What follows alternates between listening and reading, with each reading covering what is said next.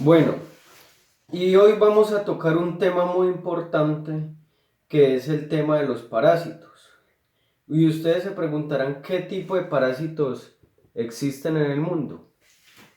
Bueno, ya lo vamos a ver. Pero como podemos observar ahí en la imagen, podemos observar algo de lombrices, gusanos redondos y podemos observar en los otros dos siguientes recuadros, lo que es unas garrapatas y una fase larvaria. Esta imagen nos explica que hay dos clases de parásitos. Parásitos de tipo internos, como observamos ahí los gusanos redondos, y parásitos de tipo externos. Cuando nos referimos a parásitos de tipo interno, nos referimos a endoparásitos. Y cuando nos referimos a parásitos de tipo externo, nos referimos a ectoparásitos. Y esos son los dos principales tipos de parásitos que existen. Cuando hablamos de endoparásitos, hablamos de parásitos internos que se encuentran dentro del organismo. Y esos parásitos se encuentran en el grupo de los helmintos. Y en el grupo de los helmintos está conformado por tres tipos de parásitos que son de tipo interno, los cuales se llaman cestos, nematos y trematos. Seguimos con parásitos internos y dijimos que se denominaban técnicamente como endoparásitos. Y ahí podemos observar una palabra que se llama hemoparásitos. Por supuesto que los hemoparásitos pertenecen a los parásitos internos, porque hemo quiere decir sangre, o sea que son parásitos que se alojan en la sangre y por ende están dentro del organismo. Y ustedes se preguntarán esos parásitos en dónde se ubican dentro del organismo. Pues aquí podemos observar que los parásitos internos se ubican en el intestino, se ubican en los pulmones, se ubican en el hígado y en la sangre. Y por supuesto, como son parásitos que se alojan dentro del intestino, en el momento de nuestros animales defecar pues y expulsar sus heces fecales, a los potreros van a expulsar no solamente excrementos, sino también huevos y muchas larvas de parásitos que los cuales pueden ser volver a ser ingeridos por los animales. Como los, como los animales defecan y orinan, también expulsan a los potreros este tipo de huevos y de larvas, como se los acabo de decir. Y lo que tienen que tener en cuenta es que el 5% de la población parasitaria están dentro del organismo del animal y el otro 95% están ubicados en las praderas y en los potreros. Y es algo que tenemos que tener en cuenta a la hora de realizar un control de parásitos. Bueno, y ustedes se preguntan qué sintomatología presentan los parásitos internos. Muchas veces no podemos observar parásitos internos en los potreros o en las heces fecales por su tamaño, pero nosotros podemos deducir en base a una sintomatología si los animales pueden tener una probable presencia de parásitos o no. ¿Cómo qué sintomatologías? Si nosotros vemos que nuestros animales tienen presencia de diarrea, empiezan a bajar su condición corporal que desencadena en un enflaquecimiento, empezamos a mirar las mucosas de los animales y podemos ver un color pálido en ellos, podemos deducir que hay una anemia. Si vemos que los animales tienen el pelo erizado y sin brillo, podemos deducir que hay presencia de parásitos. Si los animales tienen falta de apetito, desencadenando en una debilidad y en ocasiones la muerte, es las principales sintomatologías que nos pueden decir que hay presencia de parásitos. Y un concepto que tenemos que tener claro es que ellos tienen un ciclo de vida y con ese concepto nosotros podemos intervenir en un control. Entonces, cuando yo digo que ellos tienen un ciclo de vida, podemos observar acá un animal que defeca, y la larva uno, o sea, el animal defeca o oposita los huevos y las larvas en las praderas. Y cuando nosotros no hacemos rotación de potreros y los animales mantienen siempre en el mismo lugar, el animal tiende a comer del mismo pasto que defecó y orinó y vuelve a haber consumo de la larva, vuelve al intestino, los animales se reproducen, producen huevos, producen más larvas, el animal defeca, vuelve a ser ingerido y es un ciclo que no termina. Por eso la presencia de tanto parásito. Pero si nosotros cortamos ese ciclo, podemos intervenir en un control muy efectivo. Entonces yo ahorita les hablaba de síntomas. ¿Qué síntomas presentan los animales? Aquí los podemos observar en las imágenes. Si ustedes empiezan a ver que sus animales empiezan a botar una secreción nasal pues por los hollares de su hocico, de su nariz, es un síntoma que me puede decir que hay presencia de parásitos. Podemos observar ahí ese ternero que tiene la piel erizada, una piel sin brillo, es otro síntoma que nos da una pista de que puede haber presencia de parásitos. Pero si ya vemos presencia de larvas en las heces, quiere decir que hay demasiada presencia de parásitos. ¿Dónde observamos esto? En las praderas, en los potreros, cuando los animales defecan, debemos revisar cómo está la composición de sus excretas, a ver si hay larvas, si hay gusanos, si hay este tipo de parásitos que es algo que nos dice mucho. Baja la condición corporal. Miren esa vaca como tiene la condición corporal. Está completamente flaca y sin justificación alguna. Entonces es algo que nos dice a nosotros, ponga cuidado que puede haber presencia de parásitos. Si ustedes ven a sus perros con una secreción lagrimal, así como la tiene esta vaca, si ustedes ven un caballo, si ven una misma vaca, si ven un animal que tiene mucha presencia de secreción lagrimal, como nosotros lo llamamos lagaña, también es una sintomatología que nos dice que puede haber presencia de parásitos. Cuando yo les hablaba ahora de mucosas pálidas, aquí podemos observar una mucosa completamente pálida y eso nos puede decir que hay anemia. Y si hay anemia, una de las causas de la anemia puede ser parásitos. Y aquí hacemos la famacha. Si ustedes cogen su perro, el cerdo, el caballo, la vaca, ¿cómo vamos a notar que hay presencia de anemia a través de las mucosas? Eso hay una escala que llama una escala de colores que llama escala colorimétrica, que empieza blanca, empieza un poco más roja, empieza un color rojo y entonces nosotros con el color de la encía y la escala colorimétrica al lado, una tabla de colores, podemos observar cómo están mis animales de anemia, si están mal, si están regular o si están bien. Y si no contamos con una escala colorimétrica, podemos hacer una práctica que se llama la famacha. La famacha consiste en mirar las mucosas, mirar el color, presionar 5 segundos la encía o la mucosa, retiramos el dedo y si la encía a nosotros presionar y al quitar esta encía se vuelve completamente roja inmediatamente, quiere decir que el animal del glóbulo rojo está bien, no hay presencia de anemia. Pero si nosotros presionamos 5 segundos, retiramos el dedo y esa encía se demora en volver a tomar su color rojo, quiere decir que hay bajos glóbulos rojos, quiere decir que puede haber una presencia de anemia y donde eso es algo que nos dice que debemos intervenir inmediatamente en un tratamiento.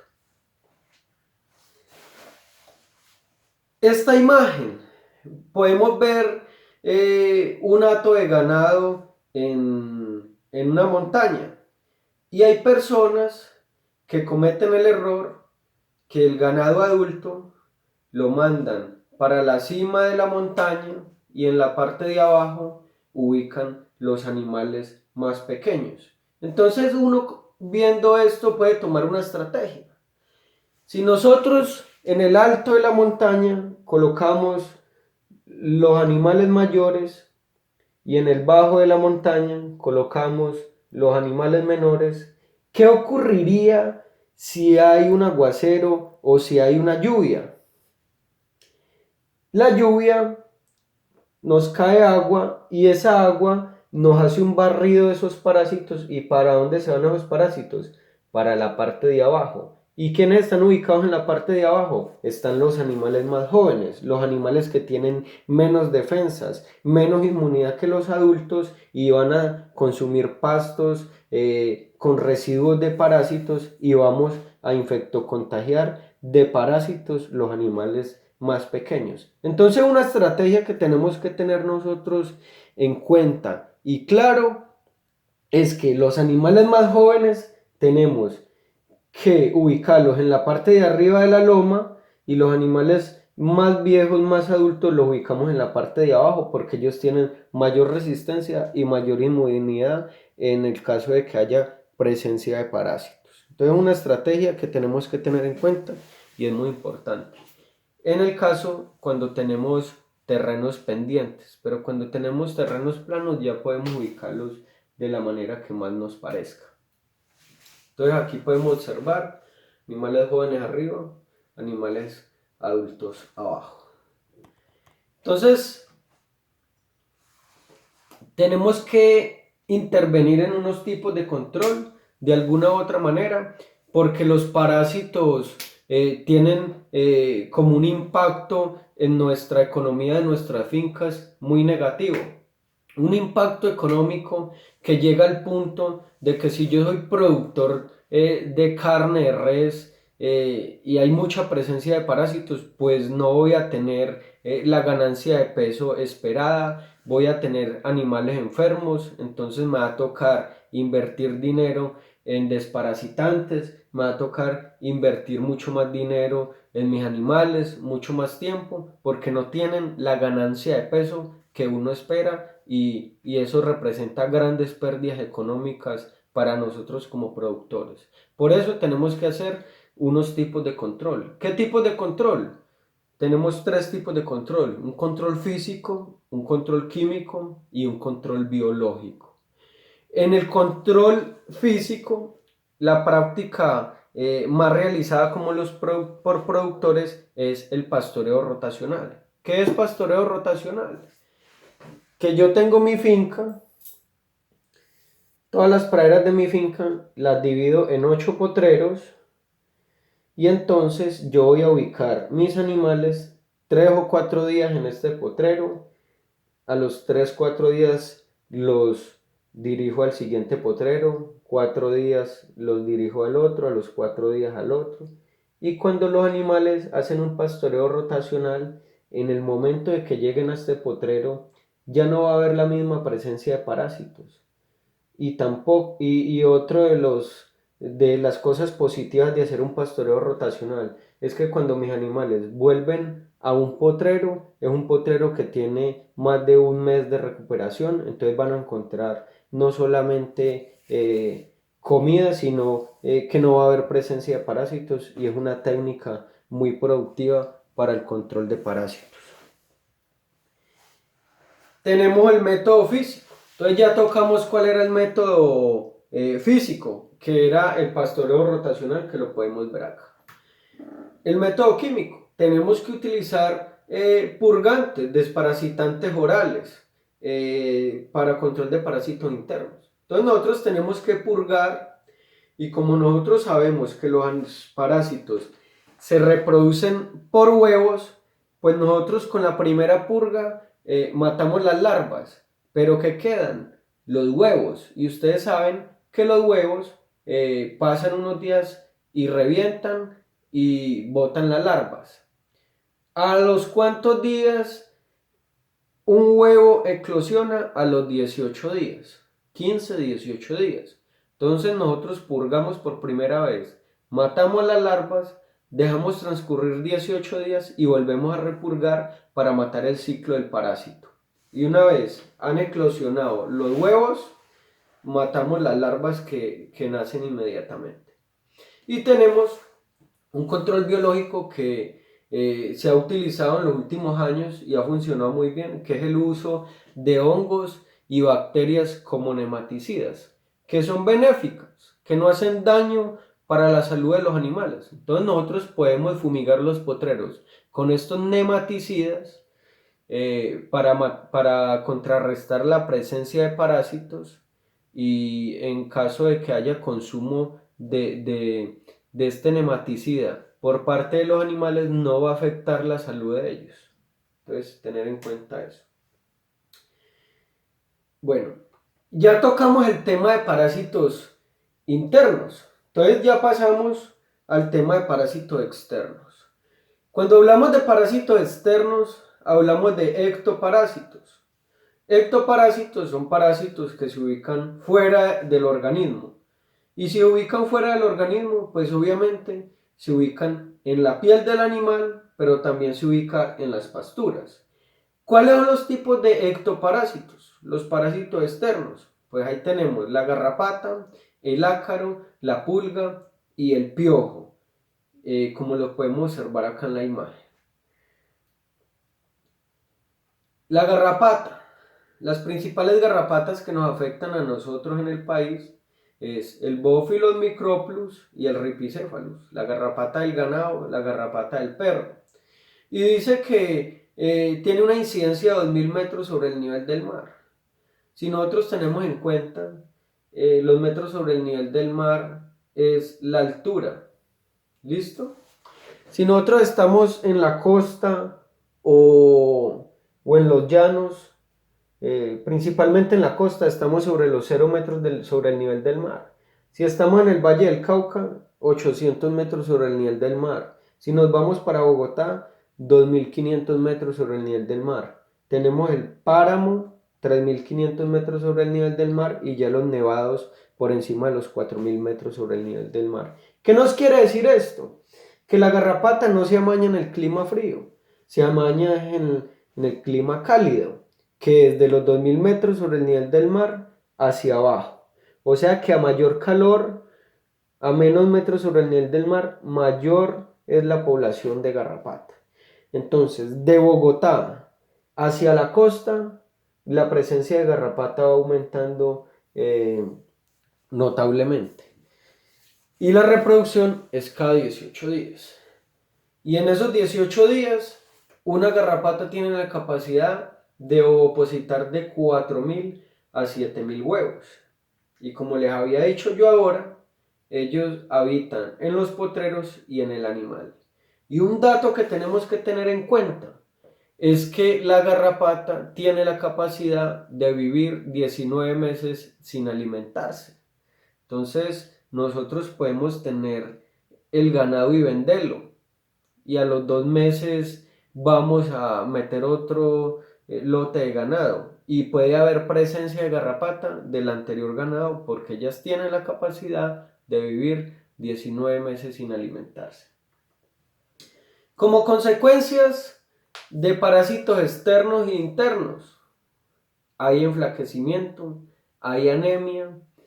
Y otra cosa que tenemos que tener en cuenta es que la garrapata, a pesar de que un parásito externo puede ser la causa de la provocación de un parásito interno que se llama Anaplasma y Babesia. La garrapata puede infectar la sangre de los animales, provocándole parásitos a esa sangre, como lo es la anaplasma y la babesia, que me puede desencadenar en la muerte del animal. Ya pasando de las garrapatas, hablemos de los ácaros. Los ácaros se ubican en la parte subcutánea de la piel. A diferencia de las garrapatas se ubican en la piel, pero los ácaros se ubican en la parte subcutánea de la piel. Aquí se ubica la garrapata fuera de la piel. Aquí se ubican los parásitos internos dentro del organismo. Pero este ectoparásito que se llama ácaro tiene la capacidad de ubicarse en la parte subcutánea de la piel, en toda la mitad de la piel. Y por eso es más difícil el control de este ectoparásito. Y este ectoparásito es el culpable de producir la sarna, que ustedes la conocen, que los animales empiezan a botar sangre por la piel, se les empieza a caer el pelo, empiezan a tener un olor putrefacto, y esta es la famosa sarna. Y esta sarna, como le pica y le fastidia al animal, me puede producir un estrés. ¿Y qué pasa cuando un animal se estresa? O cuando una persona o cualquier ser humano se estresa. El estrés baja el sistema inmunológico, baja las defensas. Y al uno bajársele el sistema inmunológico y bajársele las defensas, es abrir las puertas a que me entre cualquier tipo de enfermedad, porque el cuerpo no se está defendiendo. Y aquí podemos observar cómo es la sarna, que ustedes la conocen muy bien. Una piel completamente afectada, un olor putrefacto, secreción de sangre, secreción de pus, y el olor es muy incómodo.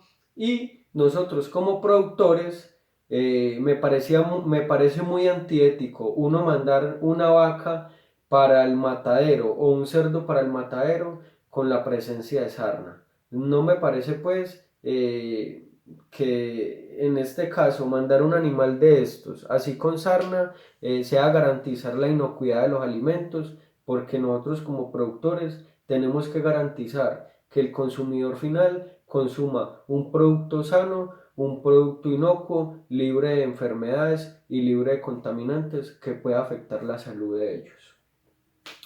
Y las pulgas, a diferencia de las garrapatas, tienen una incidencia de los 2000 metros sobre el nivel del mar hacia arriba, hacia los páramos, hacia los nevados, hacia las partes frías. Si la garrapata se amaña, si la garrapata hay mayor presencia en los climas cálidos, las pulgas es lo contrario. A las pulgas les gusta es el clima frío. Y la mayor presencia de pulgas la podemos observar del Valle del Cauca hacia los páramos, hacia los nevados, hacia Bogotá, las partes más frías. ¿Qué tipos de control vamos a utilizar? Vamos a utilizar 3 tipos de control como siempre lo utilizamos: físico, químico y biológico. Si nosotros podemos integrar estos 3 métodos de control, podemos hacer que el control sea mucho más efectivo. Aquí podemos observar el primer control físico: pastoreo rotacional. Ya se los había explicado anteriormente. Rotamos los animales y los parásitos van quedando atrás y me van facilitando pues el control. Y no es bueno quemar los potreros, porque ustedes saben que dentro de la tierra existen microorganismos que me ayudan a que esa materia orgánica sea buena, y nosotros al quemar los potreros matamos todos esos microorganismos que se encuentran dentro de la tierra, y entonces acabamos con la fertilidad y el suelo va a ser de menos eficiencia, es un suelo que va a ser infértil y se va a ver muy afectado pues a la hora de quemar. Entonces la quema no es recomendable. Lo más recomendable es el pastoreo rotacional. Y tenemos el control químico. Aquí podemos observar los baños con organofosforados. Los organofosforados es el nebuón, el amitraz y todo eso que nosotros llamamos venenos para bañar nuestros animales. Entonces es lo mejor. Y si vamos a utilizar ivermectinas, como lo es el Ivomec, que ustedes pueden haber tenido la oportunidad de haberlo escuchado o de conocerlo. El Ivomec es el que le dicen a uno, que lleven el perro y que le aplican una inyección que para las garrapatas. Pero eso no es tan recomendable porque afecta la visión de los animales, afecta el hígado y otros órganos que se pueden ver comprometidos en el uso de este producto. Y entonces no es tan recomendable el uso de este. Ahora les digo por qué. ¿Por qué? Porque existe algo que se llama el cucarrón estercolero. Y ese cucarrón estercolero me ayuda a degradar esas heces, esos excrementos de todo tipo de animal, y convierten esos excrementos en abono orgánico. Y mientras el cucarrón estercolero está transformando ese excremento en materia orgánica, se come las larvas de los parásitos internos